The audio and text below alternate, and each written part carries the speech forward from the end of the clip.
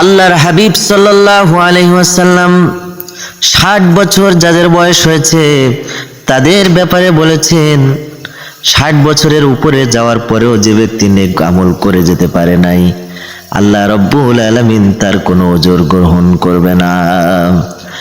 عن أبي هريرة رضي الله تعالى عنه قال قال رسول الله صلى الله عليه وسلم عذر الله إلى أمره أخرج له حتى بلغ 60 سنة। সহিহ আল বুখারীতে হাদিসখানা বর্ণনা করা হয়েছে।